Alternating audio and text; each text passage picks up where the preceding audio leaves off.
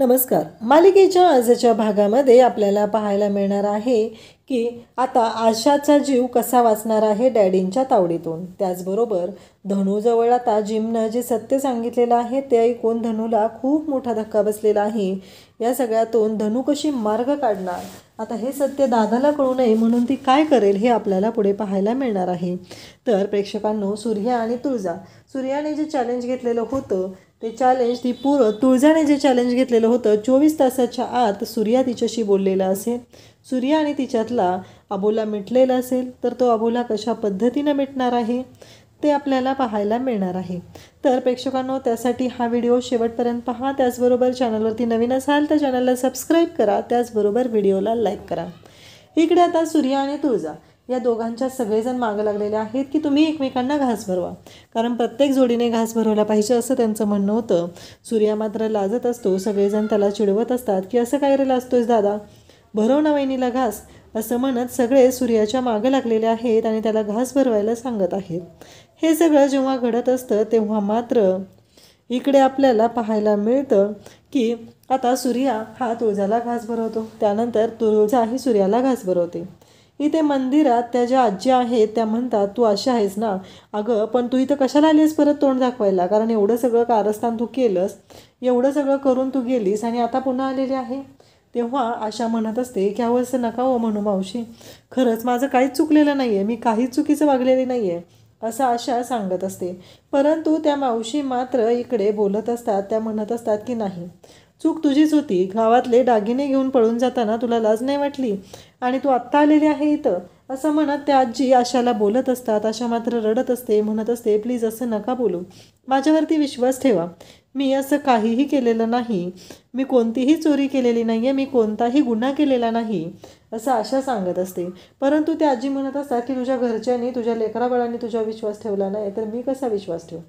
इकडे आपल्याला पाहायला मिळतं की राजू आणि भागू सांगू लागतात, आम्ही ना काही आता इथे गेम ठेवलेले आहेत, तर हे जे आहेत हा गेम खेळायचा आहे, तो म्हणजे तो ग्लास असणार आहे, त्याच्यावरती लिंबू ठेवायचा आहे आणि या प्रत्येक जोडीचा एक एक हात म्हणजे एकाचा हात आणि पाय असं बांधलं जाणार आहे आणि तुम्ही जाऊन जास्तीत जास्त जे 1 मिनिटामध्ये राऊंड होतील त्यांना हे स्पर्धा जिंकण्याचा मान मिळणार आहे.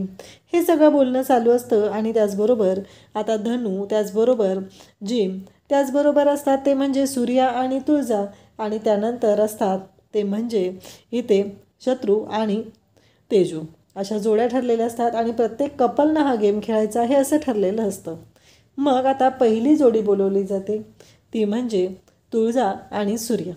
सूर्या आणि तुळजा या दोघांनी आता पुढे यायचं आहे, काम करायचं आहे, हे सगळं करायचं आहे, हे त्यांचं चाललेलं असतं. त्या पद्धतीनं त्यांनी ह्या गोष्टी केल्या पाहिजेत असं म्हणणं असतं. त्यासोबतच आता इकडे सगळ्यांनाच प्रश्न पडलेला असतो की कशा पद्धतीनं ही जोडी असणार आहे आणि कशा पद्धतीनं हे सगळं असणार आहे, म्हणून ते बोलत असतात. आणि त्याचबरोबर आता मग ठरलेला असतो, गेमचे सगळे रूल सांगितले जातात, त्या पद्धतीनं सगळ्या गोष्टी तिथे एक्सप्लेन केल्या जातात आणि सांगितलं जातं. त्याचबरोबर शत्रू, तेजू सगळेजण खुश असतात. शत्रू म्हणत असतो की गरजेचंच आहे का हे खेळणं, तेव्हा इकडे जिमी पण म्हणत असतो की नाही नको, मला नाही हे खेळायचं काही. आता तुळजा आणि सूर्या तयार झालेले आहेत, कोणी ऐकतच नाही आहे. स्वतः तेजू म्हणते की खेळायचं आहे, मग शेवटी शत्रू तयार होतो. मग आता तुळजा आणि सूर्या दोघंही निघालेले असतात, दोघंही जात असतात, एकमेकांना आधार देत सावरत ते निघालेले असतात. तुळजा म्हणत असते की सूर्या प्लीज असं रागवू नकोस ना, तेव्हा सूर्या मात्र ऐकायला तयार नसतो. सूर्याला तुळजा मागच लागत असते, त्याला समजवत असते, त्याला सांगत असते की असं नको करूस, या सगळ्यांनी तुला माहिती आहे ना माझं चुकलं आहे, मी मान्य केलं आहे की नाही, मग का असं करतोय, मला फक्त माहिती काढायची होती ना, माझी शंका होती म्हणून मी हे सगळं केलेलं होतं असं तुळजा सूर्याला सांगत असते. पण सूर्या मात्र ऐकायला तयार नसतो. सूर्याचं असं म्हणणं असतं की काहीही झालं तरीही एक महत्त्वाची गोष्ट आहे आणि ती म्हणजे आत्ता हिचं काही ऐकायचं नाही. या सगळ्यामध्ये 1 मिनिट निघून जातो पण ते दोघंजण तिथंच असतात, त्यांचे पुढचे राऊंड काही झालेले नसतात. त्यानंतर पुढचा राऊंडला असतात ते म्हणजे धनू आणि त्याचबरोबर दत्तू, दोघंही आता आलेले असतात, एकमेकांना सावरत आधार देत. पण धनूला मात्र ही गोष्ट जमत नसते आणि दत्तूला मात्र या सगळ्याचा खूपच राग येत असतो. दत्तूची मात्र चिडचिड चाललेली असते, त्याला अजिबात पटत नसतं. त्याचं असं म्हणणं असतं की काहीही झालं तरीही हे त्याला मान्यच नाही आणि मग शेवटी तो रागाला गेलेला असतो, तो चिडचिड करत असतो आणि त्यानंतर पुढचा राऊंड असतो तो म्हणजे तेजू आणि त्याचबरोबर शत्रू. तेजू आणि शत्रू हे दोघंजण खूप छान पद्धतीनं हे सगळं करत असतात, म्हणजे त्यांचा विचारही करू शकत नाही. त्यांच्या दोघांची जी जोडी आहे ती आपल्याला पाहायला मिळते ती म्हणजे खूपच जबरदस्त अशी असते. ते दोघंही खूप छान पद्धतीने हे सगळं मॅनेज करत आहेत आणि त्यासोबतच इकडे पाहायला मिळतं की आता पुढचा गेम असतो तो म्हणजे बांगड्या भरायचा. नुसत्या बांगड्या भरायच्या नाही तर बांगड्या भरताना प्रत्येकाने सांगायचं आहे की आपल्या बायकोमधले चांगले गुण. एक बांगडी भरायची, असलेला चांगला गुण सांगायचा, त्यानंतर पुढची बांगडी भरायची, पुढचा गुण सांगायचा. हे सगळं अशा पद्धतीनं चाललेलं असतं. आणि मग आता धनू आणि त्याचबरोबर दत्तू या दोघांना हे खेळायला सांगितलं जातं आणि मग ते दोघंही आता पाहत असतात. या सर्व गोष्टी चालू झालेल्या असतात आणि त्यानंतर इकडे आपल्याला पाहायला मिळतं की त्यांना दोघांना काही ते जमत नसतं. दत्तू काही गुण सांगत नाही आणि बांगडीही भरत नाही. शेवटी धनू काय म्हणते की मला काय वाटते माहिती आहे का, तुम्ही काय करा माहिती आहे का, फक्त माझ्यातले चांगले गुण सांगा, मी बांगड्या भरते, असं ती सांगते. त्यानंतर इकडे पाहायला मिळतं की जेव्हा या सर्व गोष्टी घडत असतात तेव्हा मात्र आता पुढचा राऊंड असतो तो म्हणजे तेजू आणि शत्रू. ते दोघंजण खेळायला येतात. शत्रू मात्र तेजू किती शांत आहे, किती प्रेम करते, जेवण चांगलं बनवते, असे भरपूर गुण सांगत असतो. त्यानंतर सगळेजण म्हणत असतात की खरंच मानलं, म्हणजे खरंच आत्ता तेजू आणि त्याचबरोबर शत्रू यांच्यातली जी जोडी आहे, यांच्यातलं जे प्रेम आहे ते खरंच पाहण्याजोगं असतं. परंतु इकडे माहिती कुठं आहे की हे सगळं नाटक चालू आहे. शत्रू हे सगळं नाटक करत आहे. तेजूबरोबर गोड गोड वागण्याचं शत्रूला हे अजिबात आवडत नाही, की हे सगळं असलं मुळू वागणं ह्या गोष्टी त्याला अजिबात आवडत नसतात. त्यानंतर आपल्याला पाहायला मिळतं की तुळजा आणि सूर्या यांचा नंबर असतो. सगळेजण म्हणत असतात की आता मस्त जोडी आहे आणि त्यांच्या जोडीने आता धमाल येणार आहे आणि ती जोडी असते ती म्हणजे इकडे तुळजा आणि सूर्याची. सूर्या तर एवढे गुण सांगतो की तो बांगड्या भरणंच विसरतो. 2च बांगड्या तुळजाच्या हातात घालतो आणि तो विसरून गेलेला असतो की त्याला काय सांगायचं आहे ते. आणि त्यानंतर सगळेजण टाळ्या वाजवतात आणि म्हणतात की ह्याही जोडीचे विनर आहेत ते म्हणजे इकडे तेजू आणि शत्रू हे दोघंच विनर ठरलेले आहेत.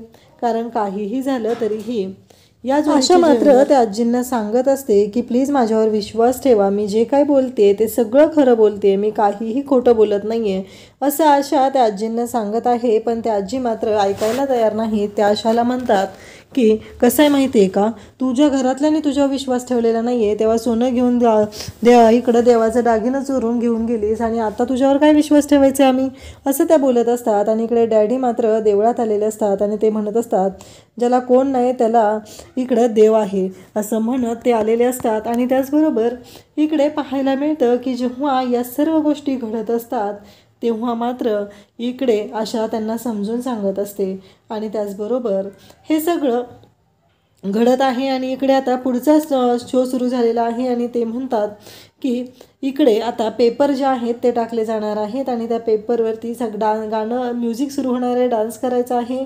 आणि त्याचबरोबर हे सगळं घडत असतं तेव्हा मात्र आता हे तिन्ही कपल थांबलेले आहेत आणि तिन्ही कपल इकडे डान्स करण्यासाठी आहेत.